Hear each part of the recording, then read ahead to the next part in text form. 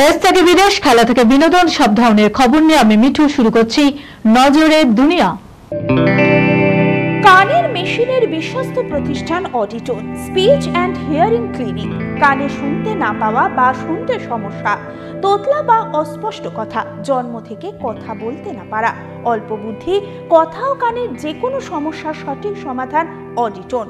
অভিজ্ঞ চিকিৎসকদের পরিষেবার সাথে পাবেন কানে শোনার পরীক্ষা ও যন্ত্র, কান ও গলার ছবি, speech therapy, OAE, BERA, ASSR, ENG, VNG, ইকজি, ভেস্টিবুলার, সাইকোলজিক্যাল পরীক্ষা ও কাউন্সিলিং। বিশদে জানতে যোগাযোগ করুন।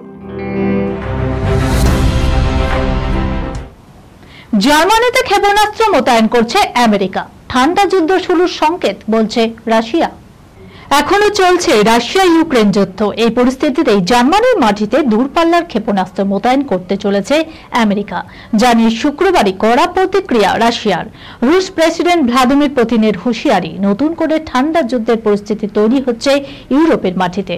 গত বুধবার ছিল ন্যাটোর বৈঠক, আর ওয়াশিংটনের সেই বৈঠকেই আমেরিকা ও জার্মানির তরফে যৌথ এক বিবৃতিতে দূরপাল্লার ক্ষেপণাস্ত্র সংক্রান্ত বিষয়টি তুলে ধরা হয়।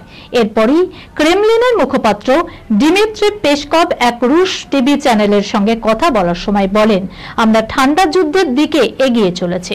প্রত্যক্ষ সংঘাতের ঠান্ডা যুদ্ধ ফের সরাসরি ফিরে আসতে চলেছে।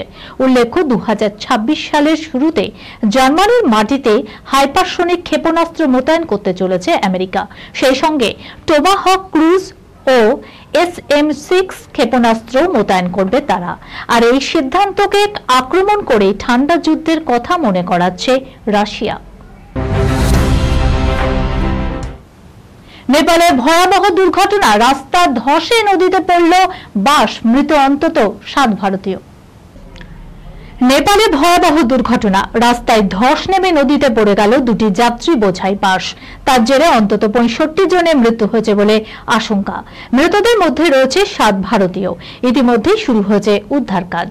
প্রবল বর্ষণের জেরে একদিকে হরপ্পা বান, অন্যদিকে ভয়ঙ্কর ভূমিধসে নেপালের ত্রিশুলি নদীতে দুটি বাস উল্টে যায়।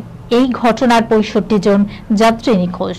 শুক্রবার নারায়ণগড় মুগলিন সড়কে ভয়াবহ ঘটনাটি ঘটেছে। প্রাথমিকভাবে জানা গিয়েছে, দুটি যাত্রীবাহী বাস হরপ্পা বানে ভেসে উথাল পাথাল ত্রিশুলি নদীতে উল্টে যায়। নিখোঁজ যাত্রীদের উদ্ধারে ডুবুরি নামানো হয়েছে। বৃহস্পতিবার রাত থেকে প্রবল বর্ষণ চলছে নেপাল, সিকিম ও ভুটান পাহাড়ে।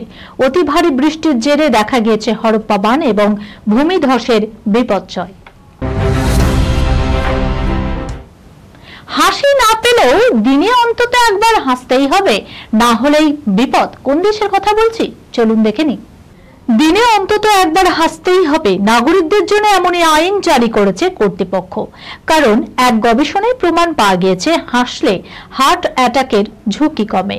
5 বছর আগে জার্নাল অফ এপিডেমিওলজিতে বৈজ্ঞানিক গবেষণাপত্রটি প্রকাশিত হয়েছিল। গবেষণাটি করেছিল ইয়ামাগাটা ইউনিভার্সিটি স্কুল অফ মেডিসিনের একটি গবেষণা দল। তারা জানিয়েছে, শুধু হার্ট ভালো থাকে তাই নয়, হাসির একগুচ্ছ উপকারিতাও রয়েছে।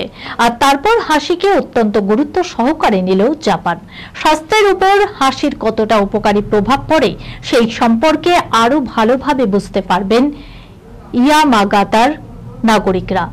আর তা উপলব্ধি করতে পারলে দিনে অন্তত একবার হেসে মানসিক ও শারীরিক স্বাস্থ্য বজায় রাখায় সচেষ্ট হবেন তারা। আর সেই লক্ষ্যে দিনে অন্তত একবার হাসা বাধ্যতামূলক করা হচ্ছে। কর্মক্ষেত্রগুলিতে নির্দেশ দেয়া হয়েছে হাসি খুশি পরিবেশ তৈরি করতে। সেই সঙ্গে প্রতি মাসের 8ম দিনটিকে হাসির দিন হিসাবে ঘোষণা করা হয়েছে। তবে হাসি বাধ্যতামূলক করার নিয়ম জারির বিরোধিতা করেছে জাপানের বেশ কয়েকটি রাজনৈতিক দল।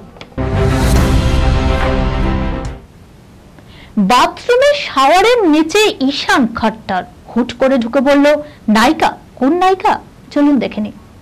ব্যাপারটা যে এইরকম ঘটবে তা আগে থেকে আন্দাজ করতেও পারেননি বলিউড অভিনেতা ঈশান খট্টার।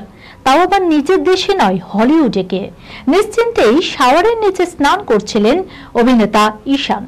হুট করে বাথরুমে হাজির নায়িকা। উপায় না পেয়ে নগ্ন অবস্থাতেই নায়িকার সঙ্গে আলাপচারিতায় মেতে উঠলেন ঈশান। এই গোটা বিষয়টা কিন্তু একেবারে ফিল্মি কাব্য। তাও আবার এই গপ্প হলিউডের। প্রকাশ্যে এসেছে হলিউড ছবি দ্য পারফেক্ট কাপলের টিজার। এই টিজারে দেখা গেল ঈশানের নগ্ন হওয়ার ঝলক। দ্য পারফেক্ট কাপল নেটফ্লিক্সে মুক্তি পেতে চলেছে এই হলিউড সিরিজ। এই সিরিজে হলিউডের বিখ্যাত নায়িকা নিকোল কিডম্যানের সঙ্গে একই ফ্রেমে দেখা যাবে ঈশান খট্টরকে। রহস্য রোমাঞ্চে ঘেরা এই সিরিজের গল্প, সঙ্গে রয়েছে যৌনতাও। আগামী 5 সেপ্টেম্বর মুক্তি পাবে এই সিরিজ। এই খবরের সঙ্গে শেষ করলাম আজকের নজরে দুনিয়া। আপনারা দেখছেন টিভি 24 বাংলা, সংবাদ বিনোদন সারাদিন সারাক্ষণ।